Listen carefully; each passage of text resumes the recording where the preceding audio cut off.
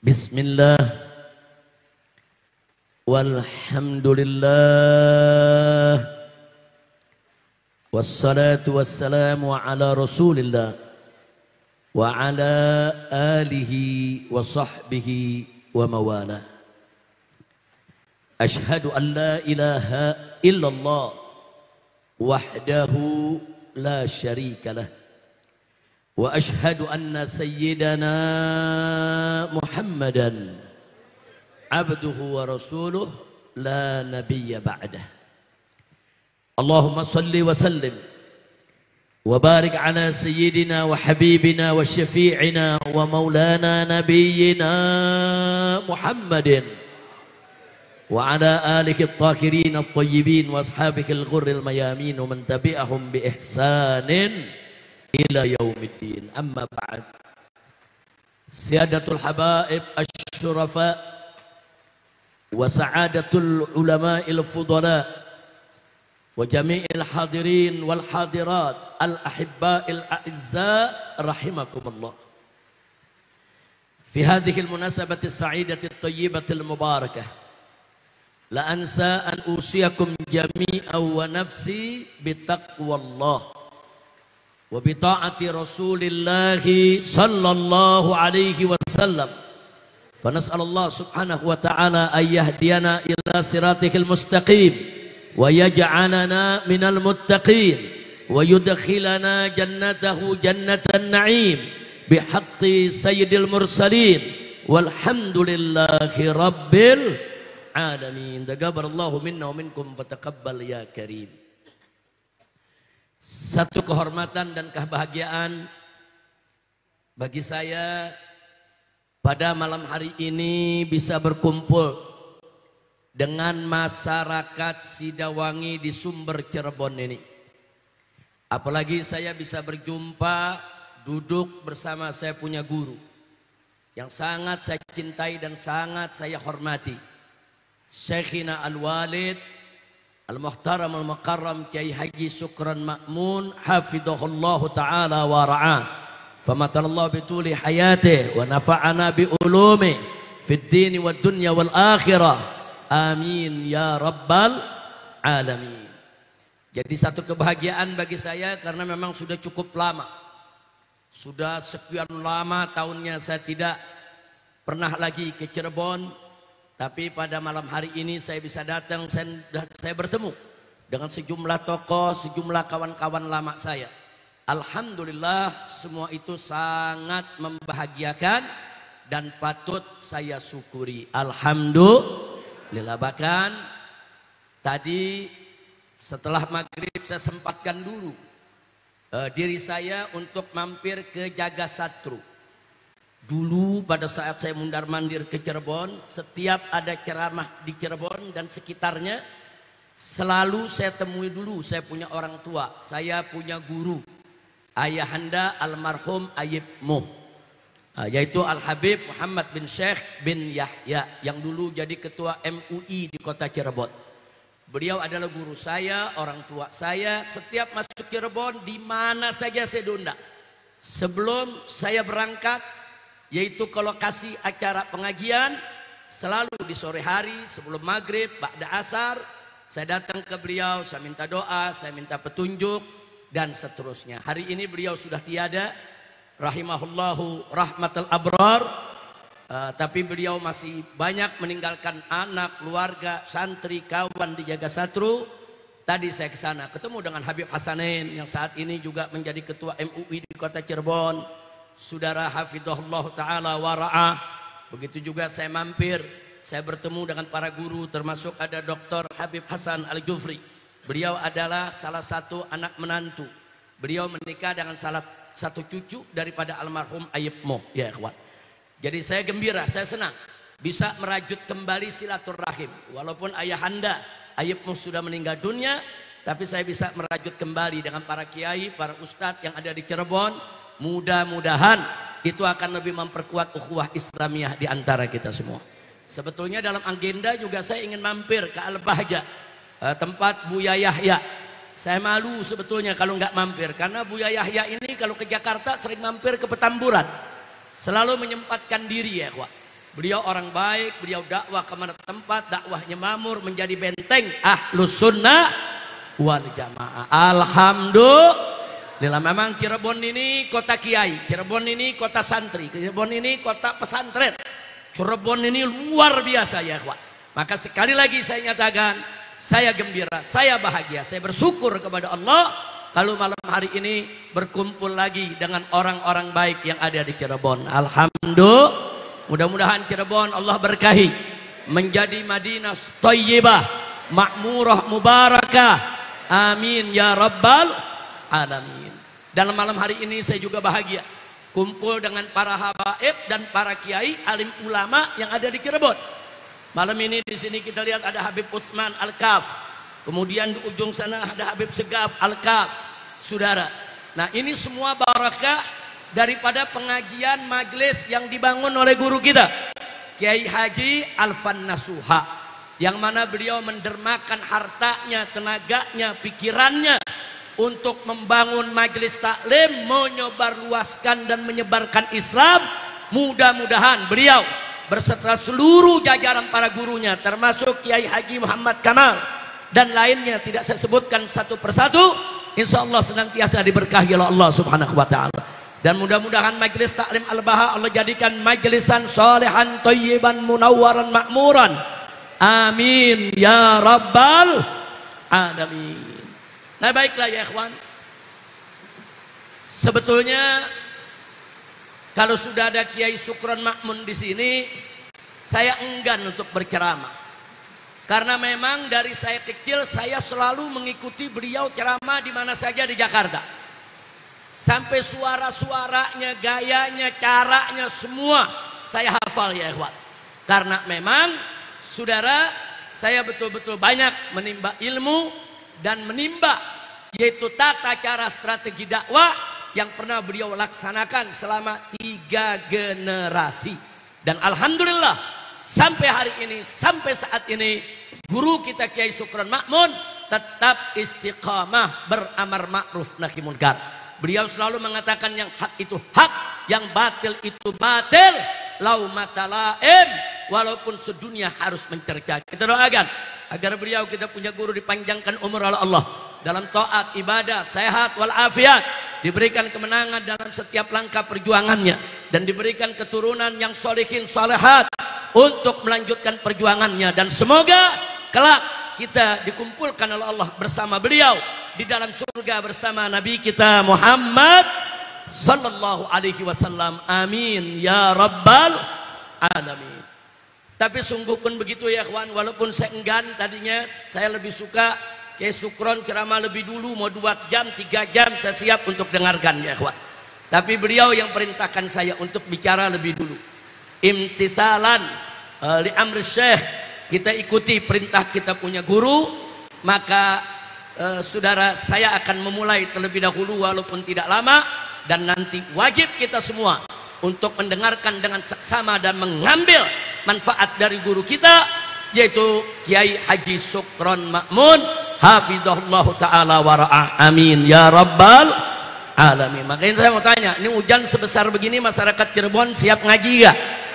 Siap ngaji terus? Betul? Takbir, sallu ala nabi. Baik ya ikhwan, kita tahu malam hari ini kita kumpul dalam acara Cirebon bersolawat. Kita sudah lalui tadi membaca Rawi Maulid, dan kita juga tidak lupa kalau saat ini kita sudah masuk di bulan Rajab, bulan Isra Mi'rajnya Nabi kita Sayyiduna Muhammad sallallahu alaihi wasallam. Cerita soal Isra Mi'raj kita juga sudah sama tahu. Bagaimana sebagiannya tentang Isra'nya Allah ceritakan dalam Al-Quranul Karim. Faqala ta'ala, Subhanalladzi asra bi'abdihi layla minal masjidil harami ilal masjidil aqsa alladzi barakna hawlah linuriyahu min ayatina innahu huwas sami'ul basir. Sadaqallahul aliyul azim. Luar biasa saudara, dalam satu ayat yang singkat, padat, ringkas, jelas, bagaimana kita mendapatkan informasi ilahi dari Allah subhanahu wa ta'ala tentang perjalanan Nabi yang begitu luar biasa. Allah yang nyatakan, saudara, justru karena ini merupakan peristiwa luar biasa, saudara, yang harus kita imani dengan sepenuh jiwa, saudara. Allah ingatkan dulu kita semua dengan kesuciannya. Subhana, maha suci. Sepertinya Allah memberikan isyarat kepada kita, hati-hati loh. Sebentar lagi Allah akan ceritakan peristiwa yang luar biasa, peristiwa yang sulit dikenal oleh akal manusia biasa. Hati-hati, ini cerita bukan cerita khurafat, ini cerita bukan cerita bohong, ini cerita bukan cerita mimpi, ini cerita bukan cerita fiktif. Subhana, maha suci Allah daripada menyampaikan kebohongan, kedustaan, khurafat, dan aneka ragam, yaitu cerita-cerita fiktif. Allah ingatkan kita, subhana, maha suci Allah. Yang Allah sampaikan kepada kita adalah suatu cerita yang benar, dan itu merupakan mukjizat Nabi kita Sayyiduna Muhammad sallallahu alaihi wasallam. Subhanalladzi asra bi 'abdihi. Maha suci Allah yang telah memperjalankan, asra, memperjalankan. Jadi bukan Nabi kita jalan sendiri, saudara, tapi diperjalankan oleh Allah. Kalau sudah bicara diperjalankan oleh Allah, Allah maha besar, Allah maha kuasa, Allah maha sanggup untuk memperjalankan hambanya, saudara, dengan perjalanan sehebat apapun. Betul? Siapa yang maha besar? Siapa yang maha kuat? Siapa yang maha perkasa? Takbir. Sallu ala nabi. Dan tentu yang Allah perjalankan bukan sembarang manusia, saudara. Asra bi 'abdihi, seorang hambanya. Dan jangan lupa para ulama mengatakan, saudara, tatkala seorang nabi diberikan julukan sebutan oleh Allah sebagai Abdullah, sebagai abduh, saudara, itu merupakan gelar yang paling tinggi. Kenapa? Karena di dalamnya ada makna ubudiyah kepada Allah. Jadi nabi disebut siapa itu diperjalankan oleh Allah, tidak lain dan tidak bukan nabi kita yang mulia, nabi kita yang tercinta, Sayyiduna Muhammad sallallahu alaihi wasallam, lailan, pada suatu malam. Bahkan hanya sebagian malam saja, saudara. Dari mana? Minal Masjidil Haram. Diperjalankan dari Al-Masjidil Haram yang ada di kota suci Makkah. Lalu kemana? Ilal Masjidil Aqsa. Diperjalankan sampai ke Al-Masjidil Aqsa. Al-Masjidil Aqsa yang mana? Alladzi barakna haulah, kata Allah. Masjid yang telah kami limpahkan keberkahan di sekitarnya. Bagaimana enggak berkah, saudara? Jauh sebelum Nabi kita datang alaihi salatu wassalam, Al-Masjidil Aqsa, di sana Allah telah mengutus berapa banyak para nabi dari Bani Israel, saudara. Allah utus para nabi, para rasul. Allah muliakan itu tempat, saudara. Bahkan kalau sekarang kita lihat, bagaimana enggak penuh berkah Al-Masjidil Aqsa, saudara. Di malam Isra Mi'raj Nabi, saudara, arwah seluruh para nabi dan para rasul Allah kumpulkan di masjid tersebut. Dan sholat di belakang Nabi kita Sayyiduna Muhammad sallallahu alaihi wasallam. Saudara, disebutkannya Al-Masjidil Aqsa, ditakdirkannya Nabi alaihi salatu wassalam Isra, saudara, dari Masjidil Haram di Mekah sampai Al-Masjidil Aqsa yang di Palestina. Sebetulnya di situ juga ada pesan supaya kita senantiasa memperhatikan Al-Masjidil Aqsa, menjaga Al-Masjidil Aqsa, membela Al-Masjidil Aqsa. Tanggung jawab kita semua. Lah kok bisa lebih dari 75 tahun Al-Masjidil Aqsa dijajah, saudara, oleh Israel yang terlaknat, durjana, durhaka. Kok bisa Israel seenaknya membunuh saudara kita, saudara? Puluhan ribu saudara kita dibunuh, dibantai. Kalau itu semua belum bisa menyadarkan umat Islam sedunia untuk segera bergerak membebaskan Al-Masjidil Aqsa dari cengkraman Israel durjana, sungguh kelewatan kita semua, sudah. Itu disebutin sama Allah soal Masjidil Aqsa. Bagaimana kalau nggak disebutin? Disebutin itu supaya kita ingat. Nabi dimampirkan dari Masjidil Haram ke Masjidil Aqsa supaya kita nggak lupa kewajiban kita terhadap Al-Masjidil Aqsa. Maka itu saya mau tanya semua umat Islam yang ada di sini, terus siap berjuang untuk Al-Masjidil Aqsa? Siap membela Al-Masjidil Aqsa? Siap memerdekakan Al-Masjidil Aqsa? Takbir. Sallu ala nabi. Saudara, Muncul pertanyaan, untuk apa sih Nabi di Isra Mi'rajkan?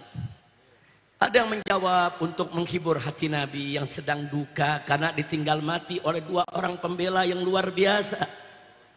Saudara, yang pertama adalah Sayyidatuna Khadijah Al-Kubra, istri beliau yang telah mengorbankan seluruh harta benda, tenaga dan pikirannya, seluruh hidupnya untuk berjuang bersama Nabi. Begitu juga pamannya Abu Talib. Keduanya meninggal dunia. Begitu keduanya meninggal dunia, orang-orang kafir Quraisy mulai berani mengusik Nabi secara fisik, saudara. Bahkan Nabi mencoba untuk hijrah ke Taif, diusir, saudara. Ya, itu tahun duka. Para ulama menyebutnya Amul Hazan. Tahun duka, tahun sedih. Saat itulah Nabi di-Isra Mi'rajkan oleh Allah. Dihibur langsung oleh Allah Subhanahu wa ta'ala. Jawaban ini enggak salah. Karena memang faktanya begitu, saudara. Ada lagi ulama yang menjawab, beliau di Isra Mi'rajkan salah satunya adalah untuk menerima perintah sholat 5 waktu. Ini juga betul karena memang fakta realitanya begitu.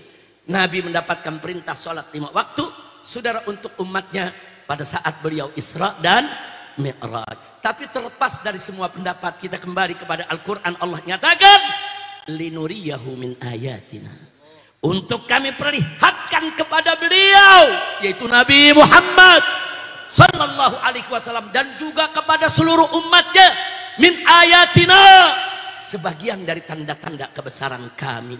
Subhanallah. Ya, di dalam peristiwa Isra Mi'raj kalau dikupas satu persatu, saudara, itu merupakan lautan hikmah. Itu merupakan samudra hikmah, saudara. Tidak akan pernah ada habisnya kalau kita ingin membahas tentang bagaimana dahsyatnya kebesaran Allah, agungnya kekuasaan Allah, saudara, melalui peristiwa Isra Mi'raj yang ditakdirkan Allah, diberikan oleh Allah kepada Nabi kita Muhammad Sallallahu Alaihi Wasallam.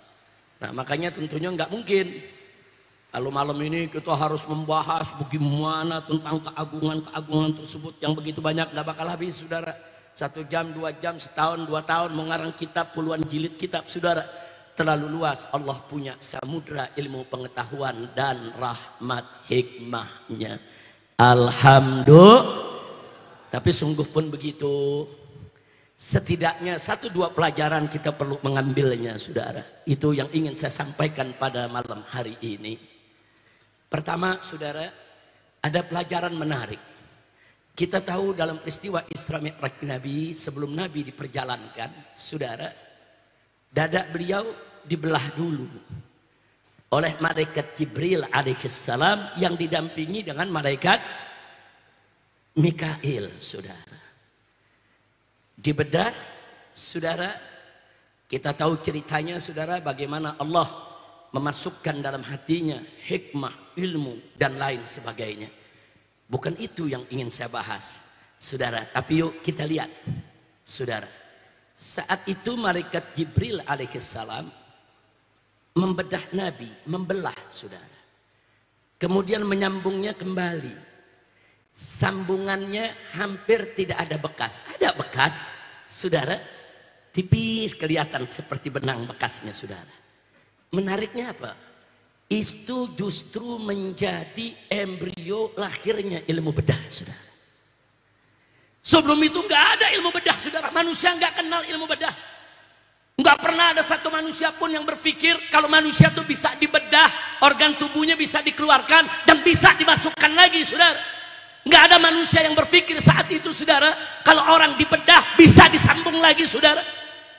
Tapi malaikat Jibril dengan izin Allah, saudara, menunjukkan kepada umat manusia lewat Nabi kita Muhammad Sallallahu Alaihi Wasallam, ternyata manusia bisa dibedah, bisa dibelah, bisa disambung lagi, saudara. Yang dikeluarkan bisa dimasukkan lagi. Dari situlah ulama-ulama kaum muslimin, para atibba, para dokter-dokter pertama kaum muslimin mulai mempelajari ilmu bedah, saudara. Apakah itu ilmu khusus malaikat Jibril saja? Atau manusia juga bisa memiliki ilmu semacam itu? Mereka pelajari. Mulailah mereka bisa membedah orang, saudara. Ya, dari mulai jahitan yang kasar. Awalnya jahitan kasar, saudara. Kalau orang dibedah, jahitannya kayak jahitan karung, saudara. Bekasnya tuh di dada kayak jahitan karung, di perut kayak jahitan karung. Makin lama jahitannya makin halus. Makin lama di zaman sekarang, bahkan ada bedah yang dilem, saudara. Nggak pakai benang lagi. Bahkan di zaman sekarang, saudara, ada yang bedahnya cuma pakai staples, saudara. Nyambungnya habis dibedah, pakai staples, nyambung lagi. Subhanallah. Dari mana manusia-manusia itu sekarang mendapatkan ilmu bedah sedemikian rupa? Perintisnya, pelopornya, yang pertama kali menunjukkannya, saudara, mengajarkan manusia ilmu bedah tersebut, tidak lain dan tidak bukan adalah malaikat Jibril alaihis. Nah, gini mak itu saya tanya, kalau gitu peristiwa Isra Mi'raj dahsyat tidak? Dahsyat tidak? Linuriyahu min ayatina. Allah ingin tunjukkan, saudara, kebesaran Allah lewat nabinya, lewat malaikatnya, saudara, lewat makhluk. Allah tunjukkan ini kebesaran Allah. Bahkan di zaman sekarang ada bedah nggak pakai dibelah lagi badannya, saudara. Pasang ring jantung, tinggal masukkan itu namanya alatnya, saudara. Ada yang lewat tangan, ada yang lewat paha, pembuluh darah besar, bisa dipasang. Subhanallah. Ada lagi, saudara, orang-orang yang pecah pembuluh darahnya di kepala, saudara. Enggak perlu dibedah, saudara. Dengan teknologi DSA, saudara, dimasukkan itu selang dari pembuluh darah besar yang ada di pahanya, masuk itu alat sampai di kepala, bisa saudara, disemen, bisa ditambal itu yang pecah. Subhanallah. Enggak pakai belah lagi. Tapi intinya semua ilmu bedah yang dahsyat saat ini, saudara, semua bersumber dari hadis yang menceritakan kepada kita bagaimana malaikat Jibril membedah nabinya atas izin Allah Subhanahu wa ta'ala. Kira-kira jelas tidak? Jelas tidak? Nah, jadi ternyata ilmu bedah bukan milik malaikat Jibril sendiri, enggak. Nah, justru malaikat Jibril menunjukkannya ada ilmu loh. Ini ada ilmu. Kalau kalian belajar, kalian takwa kepada Allah, kalian tekuni, kalian bisa. Subhanallah. Walhamdulillah wa la ilaha illallah. Allahu akbar. Yang kedua, saudara. Yang kedua, kita bisa lihat dari perjalanan Nabi dari kota Mekah ke Al-Masjidil Aqsa hanya ditempuh dalam beberapa waktu saja. Zaman sekarang gak heran. Dengan pesawat terbang dari Mekah ke Al-Masjidil Aqsa 2 jam sampai, saudara. Zaman sekarang. Tapi di zaman itu yang pesawat terbang belum ada, saudara. Kapal terbang belum ada, saudara.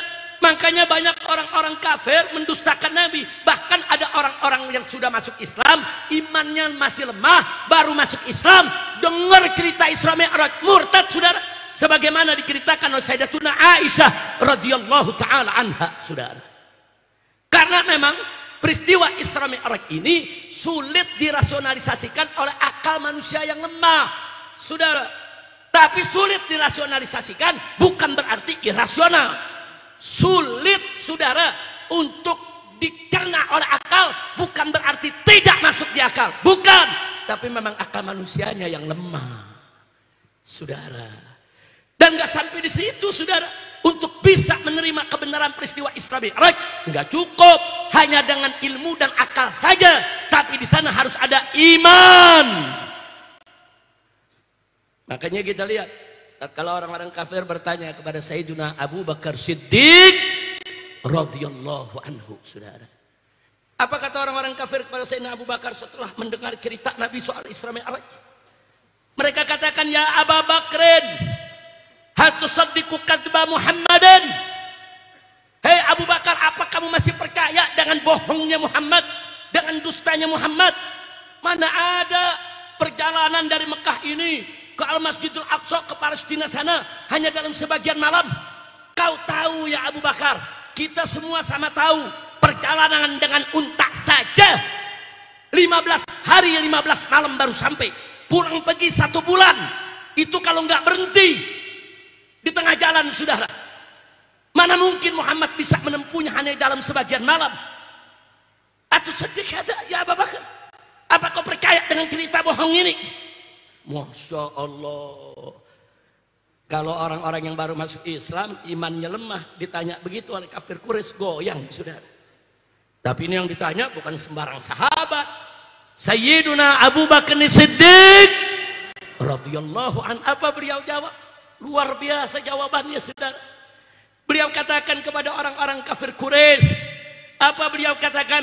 Lau qala Muhammadun ab'ada min dzalik wallahi la saddaqtu.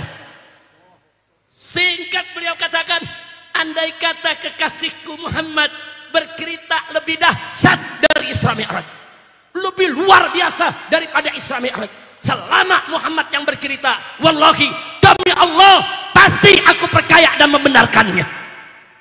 Takbir. Saya mau jawab, ini yang jawab ilmu apa iman? Sebab ilmu belum sampai saat itu, saudara.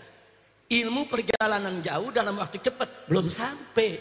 Ilmu manusia belum sampai, saudara. Tapi iman Abu Bakar Siddiq sudah mendahului ilmu kita yang baru kita temukan zaman ini, saudara. Iman. Iman ini ajaib, saudara. Iman, saudara, bisa menerima yang akal belum sampai. Iman bisa menerima, saudara, yang kita punya, saudara, hawas, saudara, yang kita punya mata, telinga belum mendengar, mata belum lihat, tapi dengan iman kita bisa menerima itu semua, saudara. Kita percaya surga neraka ada walaupun kita nggak pernah lihat. Kita percaya, saudara, dosa pahala itu ada walaupun kita belum lihat. Kenapa? Semua dijawab dengan, makanya Abu Bakar Siddiq dijuluki As-Siddiq. Kenapa dijuluki As-Siddiq? Karena beliau, saudara, membenarkan Nabi tatkala orang lain mendustakannya. Percaya kepada cerita Nabi tatkala orang lain mendustakan Nabi. Nah, kira-kira jelas tidak? Nah, tapi zaman sekarang, saudara, perjalanan dari Mekah ke Masjidil Aqsa bisa ditempuh dalam waktu yang singkat. Bukan aneh lagi bagi kita di zaman sekarang. Nah, jadi kalau kita sekarang manusia biasa bisa menciptakan, saudara, satu kendaraan yang namanya pesawat terbang, kita bisa jalan jauh dalam waktu yang singkat. Bagaimana Allah?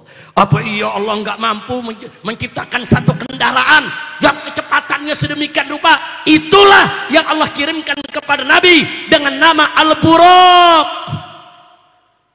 Kenapa disebut buraq? Karena kecepatannya bagaikan barq, bagaikan kilat, saudara, makanya disebut buraq. Kalau manusia mampu menciptakan pesawat supersonik, saudara, pesawat yang begitu cepat, Allah lebih mampu menciptakan satu kendaraan yang kekuatannya luar biasa. Dan terbukti dulu sulit orang memahaminya, tapi sekarang orang bisa menguraikannya dengan teknologi. Alhamdulillah. Kira-kira jelas tidak? Artinya apa? Dengan adanya kendaraan buruk, saudara, itu membuat umat manusia berpikir, ulama-ulama kaum muslimin berpikir, kalau Allah mengirimkan satu kendaraan super cepat, apakah kita manusia bisa menciptakan kendaraan yang cepat? Dipancing sampai akhirnya para ulama menemukan sepeda, menemukan motor, menemukan mobil, menemukan kereta, menemukan pesawat terbang, sampai menemukan pesawat orang alik, saudara. Alhamdulillah. Kira-kira jelas tidak? Jadi saya tanya sekali lagi, kalau gitu peristiwa Isra Mi'raj itu dahsyat tidak?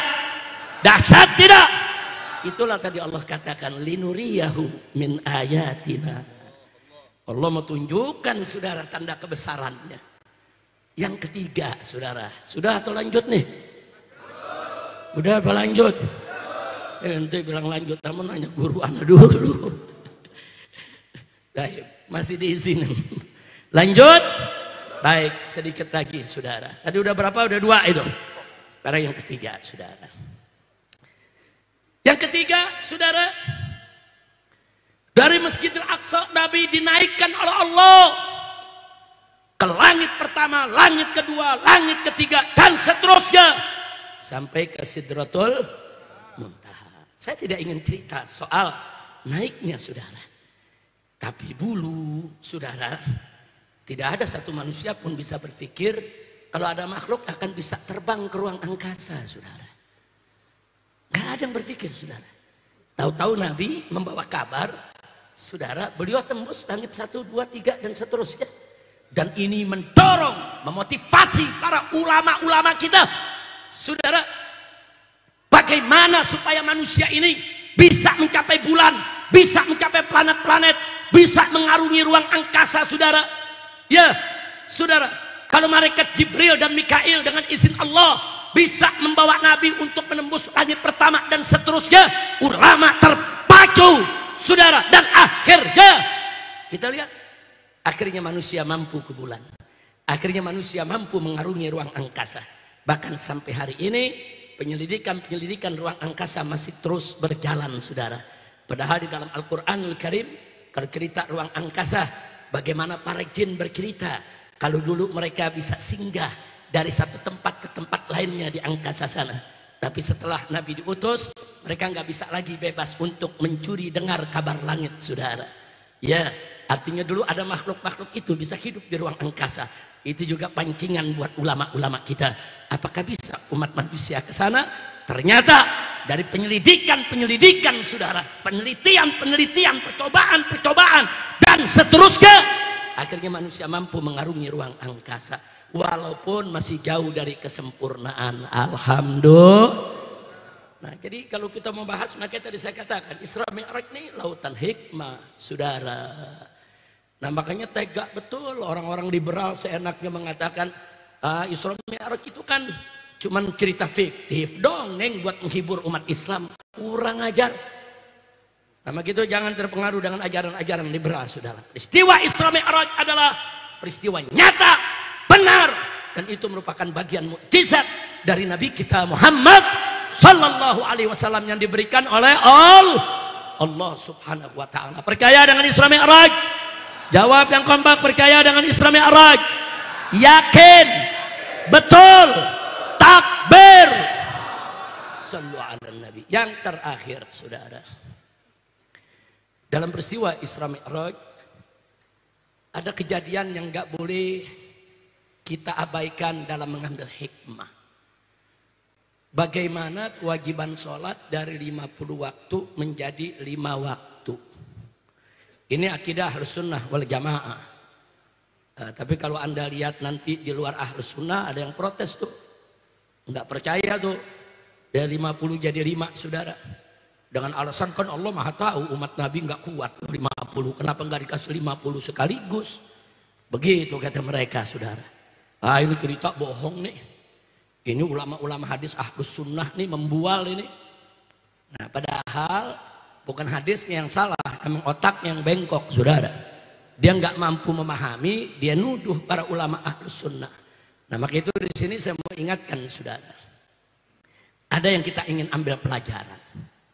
Allah berikan dari 50 sampai 5. Padahal Allah tahu umat Nabi nggak mampu 50 waktu. Dan Allah juga Maha tahu akhirnya akan jadi 5 saja kok. Tapi kenapa Allah takdirkan cerita tersebut yang dialami oleh Nabi dari 50 sampai 5, saudara. Dari 50 waktu sampai 5 waktu. Ada pelajaran Allah berikan. 1, Allah ingin memamerkan, saudara, di hadapan kita. Jangan lupa, salah satu nama Allah adalah Al-Mutakabbir, saudara. Dan kibria itu hanya pakaian milik Allah. Nggak ada satu makhluk pun boleh sombong kecuali Allah. Sudah, Allah ingin memamerkan di hadapan hamba-hamba. Saudara, apa yang ingin dipamerkan oleh Allah? 1, Allah ingin memamerkan rahmatnya, lembutnya, dermawannya. Hei umat Muhammad, dari 50 ku berikan jadi 5. Bagaimana enggak rahmat ya Allah? Bagaimana enggak baiknya Allah? Bagaimana enggak lembutnya Allah? Bagaimana enggak dermawannya Allah? Jadi 50 jadi 5 adalah Allah ingin memamerkan rahmatnya kepada kita. Alhamdulillah.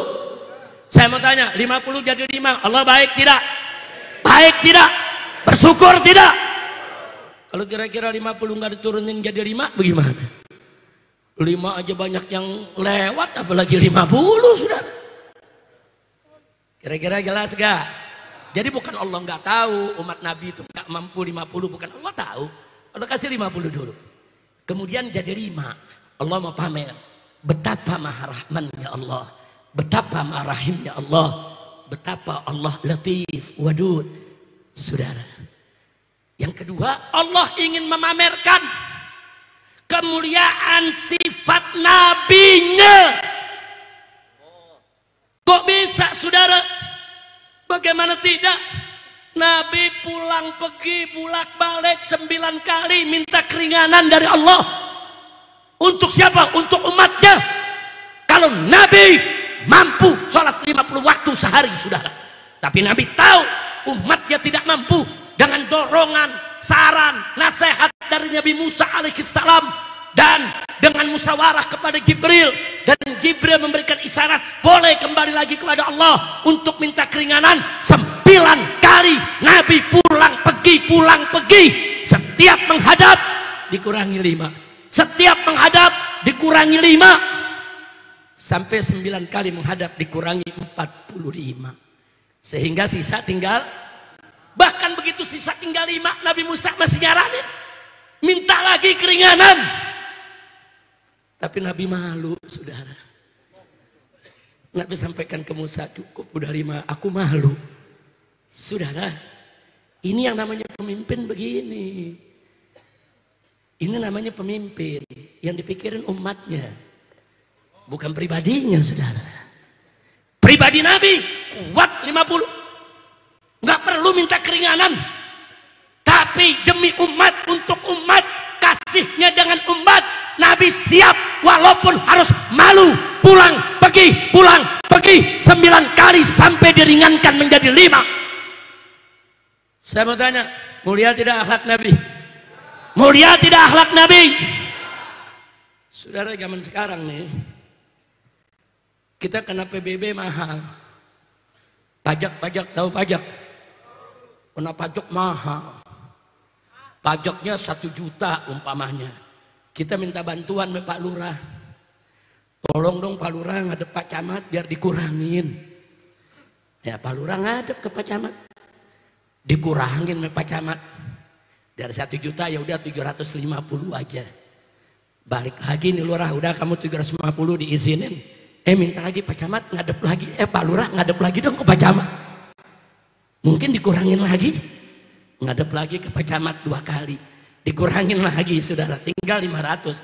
Kira-kira yang ketiga kali kita ngomong, Pak Lurah ngadep lagi, mau gak Lurah? Saudara, minta keringanan kepada atasan itu saudara, bukan sesuatu yang mudah. Pejabat di bawah minta kepada pejabat di atas kekurangan saudara, dia harus siap malu dan dia harus siap dilabrak oleh atasannya saudara. Kalau dia datang, kalau atasannya baik, kalau atasannya nggak baik saudara, kalau atasannya nggak mau, cukup itu pajak, tagih aja kepada rakyat, nggak usah minta kurang-kurangi. Jadi minta kekurangan kepada yang di atas itu ada beban saudara. Tapi Nabi nggak peduli, demi umatnya Nabi pulang pergi saudara. Demi umatnya saudara, Nabi siap saudara. Apa yang akan ditegur oleh Allah? Ternyata Allah Arhamur Rahimin. Apa permintaan nabinya diberikan saudara. Alhamdulillah. Maka itu saya mau tanya, kalau gitu akhlak Nabi bagus tidak? Sempurna tidak? Sudah di puncak kenikmatan saudara.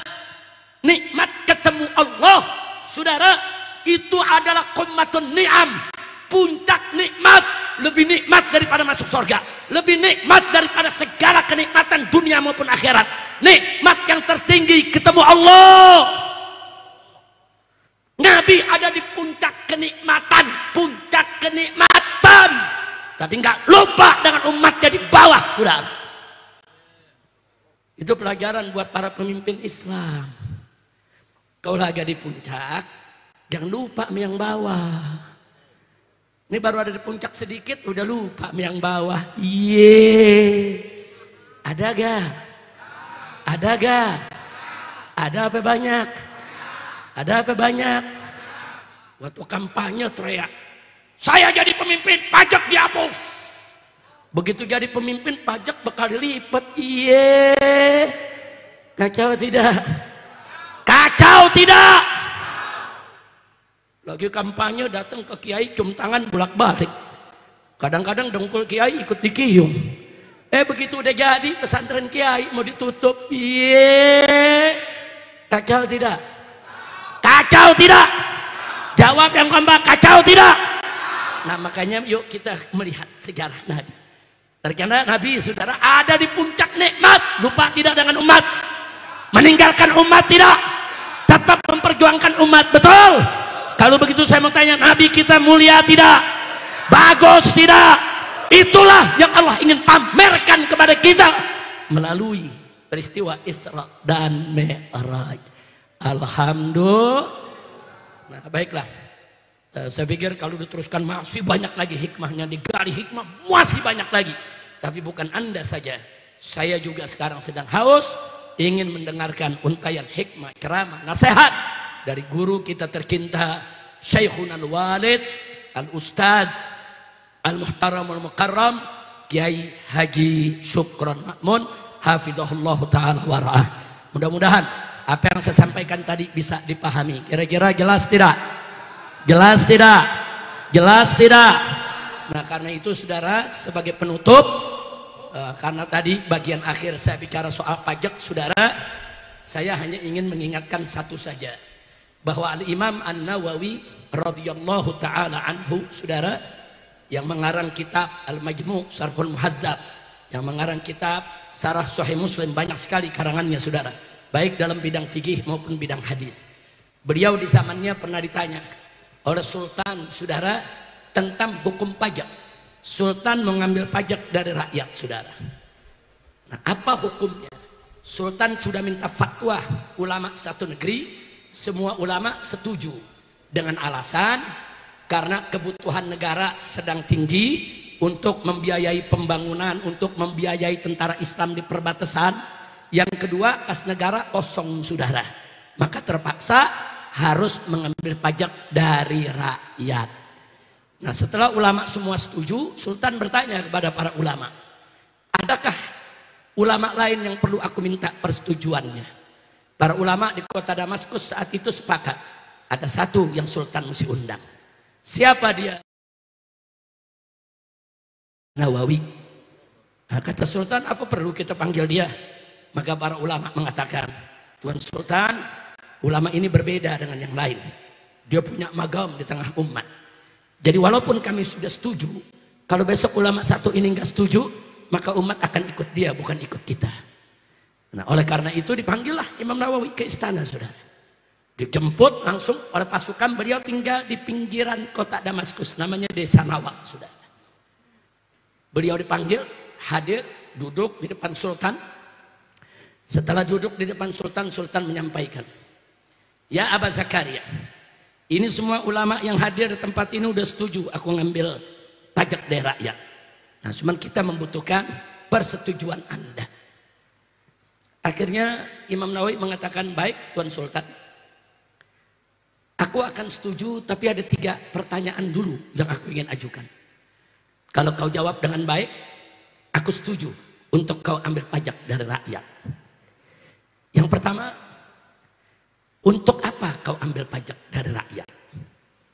Sultan menjawab, untuk pembangunan, untuk gaji para pegawai, para pejabat, untuk membiayai tentara itu di perbatasan agar negeri kita tidak diserang oleh tentara musuh, dan seterusnya. Kata Imam Nawawi, ahsanta, bagus kau punya jawaban. Sekarang yang kedua. Yang kedua, kan kita punya kas negara. Kenapa harus ambil dari pajak? Kenapa nggak ambil dari kas negara saja? Baitul Mal. Dijawab oleh Sultan, Baitul Mal kosong. Kalau Baitul Mal ada isinya, aku nggak ambil pajak. Ini Baitul Malnya kosong, nggak ada lagi kita punya dana. Kata Imam Nawawi, ahsanta, bagus kau punya jawab. Nah, sekarang yang terakhir. Yang terakhir, kenapa kas negara kosong? Sultan tersinggung. Kata Sultan, mada taksud bikalami? Kau punya maksud apa, hei Aba Zakaria? Enggak, kata Imam Nawawi, enggak, jelaskan dulu. Kenapa kas negara kosong? Dipakai untuk apa? Jelasin dulu. Marah Sultan, berdiri dari kursinya. Kurang ajar, kau punya maksud tidak baik, hei Abu Zakaria. Apa kata Imam Nawawi? Imam Nawawi, kiai dibentak oleh pejabat, ya berdiri juga sudah. Imam Nawawi berdiri, hei Sultan, jangan kau pikir aku tidak tahu. Kas negara kita kemarin masih banyak dipenuhi dengan emas, perak, dinar, dirham, permata, mutiara, segala macam kita punya. Kenapa sekarang kosong? Karena kau bagi-bagi untuk istri-istrimu, untuk dayang-dayangmu, untuk putri-putrimu, untuk keluargamu, untuk pejabatmu, sehingga kas negara kosong. Marah Sultan, saudara. Imam Nawawi katakan, wallahi, demi Allah, kau kembalikan dulu semua itu ke kas negara, ke Baitul Muslimin. Kembalikan. Kalau semua sudah dikembalikan, masih kurang, baru boleh kau ambil pajak dari rakyat. Tapi kalau tidak kau kembalikan, kas negara seenaknya digunakan. Kalau zaman sekarang dikorupsi, saudara, maka demi Allah haram kau ambil pajak dari rakyat walaupun 1 dirham. Takbir. Ini dia, saudara, yang diundang Imam Nawawi, bukan ulama istana. Tegas ngomongnya. Yang pertama diundang ulama-ulama istana. Iya aja apa kata Sultan. Saya mau tanya, Imam Nawawi tegas tidak? Ini mujtahid madhab Imam Syafi'i ini, saudara. Enggak sembarangan, saudara. Madhab Imam Syafi'i ini madhab yang said di bumi Indonesia. Saya tanya, bangga tidak dengan Imam Nawawi? Bangga tidak? Nah, itu yang saya mau katakan sekarang kepada pemerintah, saudara. Jangan kau ambil pajak dari rakyat sekecil apapun, selama korupsi tidak dibasmi, selama koruptor tidak ditangkap, selama koruptor dilindungi, maka selama uang negara diboroskan, selama uang negara seenaknya kau keluarkan, haram mengambil pajak dari rakyat kecil. Betul? Takbir, takbir, sallu ala nabi. Maling ayam penjara setahun. Nenek-nenek di Jawa Timur nyolong kayu sebatang, 3 batang, penjara setahun. Petani di Jawa Tengah mencuri semangka 1 butir, 1 tahun penjara. Kemarin, saudara, 271 triliun cuma 6 tahun. Gila, saudara. 271 triliun. Saya mau tanya, orang Cirebon pernah lihat gak? 271 triliun. Pernah lihat gak? Sama. Ya kita orang miskin mana pernah lihat yang segitu. Tapi 271 triliun. Ini saya mau gambarkan aja nih sebelum saya tutup. Bagaimana kayaknya 271 triliun. Kalau diambil 1 miliar per hari kita makan 1 miliar. Ada orang Cirebon sehari 1 miliar? 1 miliar, oh, ambil restoran-restorannya kita beli. 1 miliar per hari, setahun berapa hari? Dalam hitungan nasional 365 hari. Berarti setahun cuma, saudara, 365 miliar. Saudara, belum 1 triliun. Berarti 1 triliun 3 tahun, saudara. 1 triliun buat makan 3 tahun. Nah kalau 271 triliun, lu kali 3, 742 tahun, saudara. Kalau Anda punya duit 271 triliun, maka berarti Anda bisa makan 742 tahun, 1 harinya 1 miliar. Banyak apa dikit? Untung gak pingsan lo dengernya. Di penjara cuma 6 tahun. Iya. Saya mau tanya orang Cirebon nih, lu dikasih duit 271 triliun tapi di penjara 6 tahun, mau gak? Mau gak? Mau semua, Beb. Haji Alvan teriak, aneh juga mau, Beb. Haji Alvan ini pengusaha, saudara. 271 triliun di penjara 6 tahun. Iya. Kacau tidak? Kacau tidak? Nampaknya saya sudah sampaikan kepada Bapak Presiden terpilih Prabowo. Pak. Emang lu Prabowo? Kita udah sampaikan kepada Bapak Prabowo, saudara, yang seperti ini jangan dilindungi, betul? Pidato Bapak Prabowo ketika diangkat, saudara, menjadi presiden luar biasa. Para koruptor akan kita kejar sampai Antartika. Luar biasa. Takbir. Tapi sekarang saya minta kepada Bapak, nggak usah dikejar sampai ke Antartika, kejar saja di antara kita. Karena di antara kita udah banyak koruptornya, betul? Betul. Nah sekarang saya mau tanya, kalau Bapak Prabowo tangkap semua koruptor, setuju tidak? Dukung tidak? Bela tidak? Kalau Bapak Prabowo membasmi koruptor, saudara, kemudian mau dijatuhkan oleh para oligarki, terus mau dikodeta oleh orang-orang koruptor pengkhianat, kira-kira kita bela tidak? Bela tidak? Siap ganyang koruptor? Siap ganyang koruptor? Siap basmi korupsi? Betul? Takbir! Nah, sebelum Kiai Sukron Makmun berdiri, saya minta Habib Hanif bacakan satu dua atau tiga pasal aja. Ini ada qasidah anti korupsi. Mau dengar? Mau dengar? Qasidah anti korupsi. Ini udah lama nih. Saya ngarang dari zaman dulu nih. Udah berapa tahun lupa udah. Saudara. Nah, cuman saya mau tutup. Saudara, dulu zaman Pak Harto, korupsi ada banyak, bukan dikit. Tapi korupsinya masih di kolong meja. Korupsinya di kolong meja. Masih malu-malu. Masih ada tuh rasa malu. Begitu kita reformasi, saudara, korupsinya naik di atas meja, malunya mulai hilang. Di zaman Jokowi korupsi memega-meganya dibawa pulang. Udahlah segitu aja dah. Ntar gue ditangkep lagi kali. Kiai Sukron udah negor saya, Beb kalau ceramah jangan sebut nama, ditangkep lagi ente. Tapi sudah dari sononya Kiai. Udah deh jangan diterusin, ntar pulang dari Cirebon ditangkep, gue nggak datang lagi ke Cirebon. Akhirnya nggak ke Cirebon, nggak makan nasi gamblang. Mestinya kalau anda lagi di penjara, ente nengokin bawa nasi gamblang. Ada tempenya, ada perkedelnya, ada apa? Ada sambal merah gitu. Gue jadi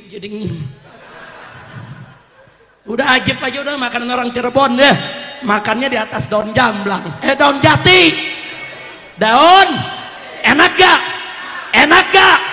Itu berapa harganya? 1 miliar? Ya udah sekarang saya tanya nih sekarang, siap gak yang koruptor? Betul? Takbir! Sallu ala nabi. Itu saja yang saya sampaikan. Terima kasih atas perhatiannya. Hadani Allah wa iyyakum ila siratil mustaqim. Wassalamualaikum warahmatullahi wabarakatuh.